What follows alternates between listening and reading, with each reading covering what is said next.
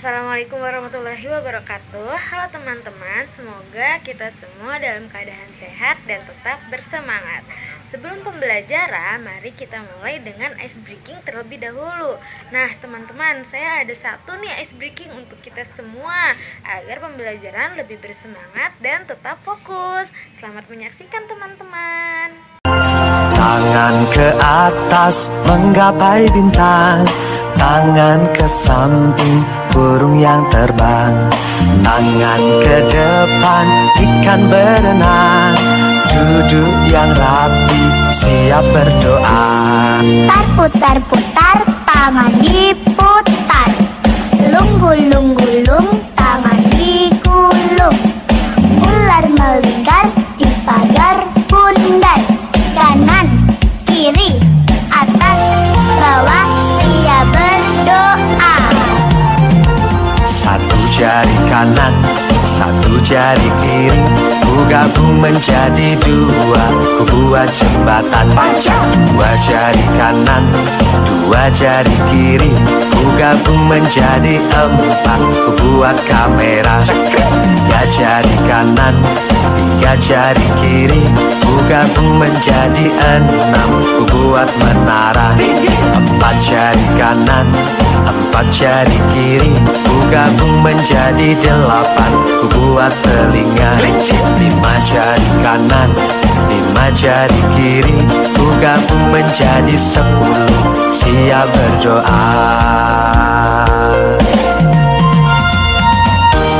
Oke nih teman-teman, kita kan tadi udah melaksanakan ice breaking nih. Jadi teman-teman semua udah semangat dong pastinya. Udah pada fokus juga nih buat belajar nih.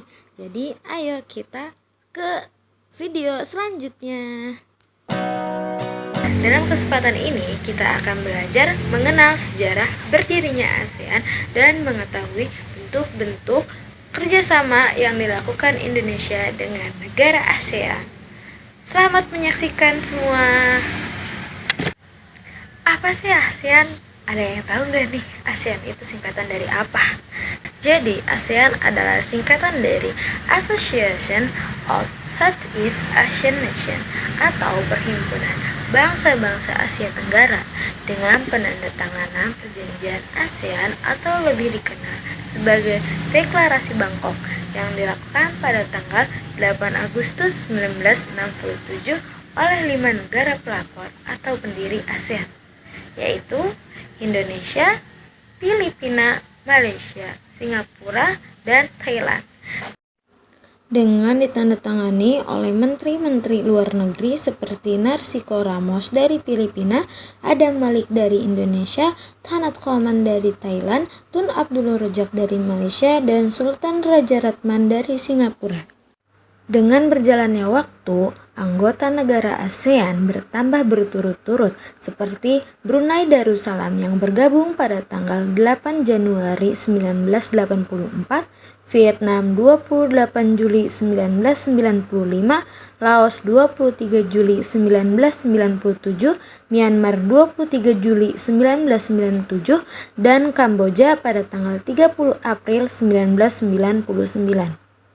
Tujuan dibentuknya ASEAN diantaranya untuk mempercepat pertumbuhan ekonomi, meningkatkan perdamaian dan stabilitas regional, hingga memperbaiki hubungan internasional di kawasan Asia Tenggara, serta sebagai wadah kerjasama bidang sosial, budaya, ekonomi, politik, dan pendidikan.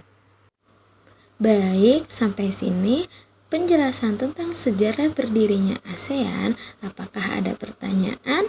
Jika ada pertanyaan, kalian bisa langsung tanyakan kepada orang tua kalian, guru kalian, atau bisa juga kalian tanyakan di kolom komentar di bawah ini. Selanjutnya, kita akan membahas tentang letak geografis, iklim, dan kerjasama antar negara ASEAN. Kalian tahu nggak sih letak geografis dan iklim di negara ASEAN ini? Jadi, secara geografis, ASEAN terletak di antara 2 samudra dan 2 benua, yaitu Samudra Hindia dan Samudra Pasifik, serta benua Asia dan benua Australia. Luas wilayah totalnya 2.257.000 km3. Sedangkan berdasarkan letak astronominya, ASEAN terletak pada 29,1 derajat lintang utara sampai 11 derajat lintang selatan dan 90 derajat bujur timur sampai 114 derajat bujur timur, yaitu berada di sekitar garis khatulistiwa. Hal ini menyebabkan seluruh negara ASEAN beriklim tropis dan subtropis. Negara yang memiliki iklim tropis hanya memiliki 2 musim, yaitu musim hujan dan musim kemarau. Dengan adanya musim hujan dan negara-negara ASEAN rata-rata memiliki curah hujan yang tinggi, seperti Indonesia, Malaysia, Singapura, Thailand, dan Filipina. Baik, selanjutnya kita akan membahas tentang kerjasama antar negara ASEAN. Ada yang tahu nggak nih bentuk kerjasama antar negara ASEAN apa aja? Nah, biasanya mayoritas negara ASEAN mengandalkan sumber daya alam yang dimiliki oleh negaranya untuk melakukan perdagangan antar internasional kecuali negara Singapura. Karena luas negara Singapura sangat kecil dan membuat negara tersebut mengandalkan sistem ekonomi perdagangan yang maju. Singapura membeli bahan mentah yang tidak mereka miliki, kemudian diolah dan diekspor kembali ke negara lain. Sumber daya alam yang diperjualbelikan contohnya seperti minyak bumi, gas alam, timah, minyak kelapa sawit, kopi, coklat, beras, dan rempah-rempah. Dan masih banyak lagi yang bisa dijual oleh negara-negara di ASEAN. Nah, sebelum penutupan, aku ada satu lagu nih teman-teman. Lagunya itu tentang 10 negara ASEAN. Kita pakai nada lagu Naik Beca Keliling Kota. Ayo teman-teman, kita mulai nyanyi bersama. Ada 10 negara yang termasuk ASEAN.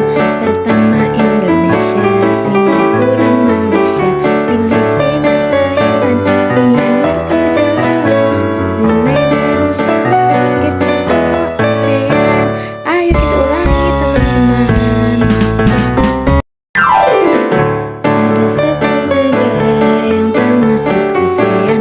Pertama Indonesia, Singapura, Malaysia, Filipina, Thailand, Myanmar, Kamboja, Laos, Brunei, Darussalam, itu semua ASEAN.